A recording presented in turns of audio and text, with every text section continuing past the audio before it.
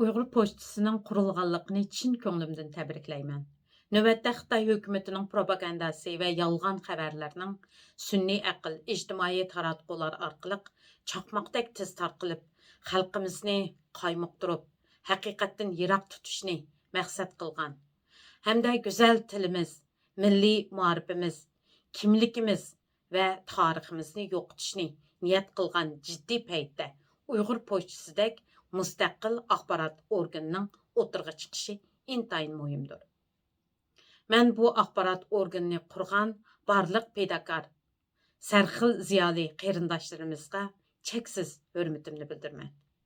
Sizlarning bu xizmatni eng yuqori sifatlik, mukammal kasbchanlik, izchil davomlashtirishinglarga ishonchim komil. Hammanglarning xizmatinglar utuqliq bo'lsin. Muqaddas davomimizning texmo yuksak pallida xalqaro siyosiy sahnalarda muvaffaqiyatli bo'lishini chin ko'nglimdan tilayman. Harmag'aysizlar.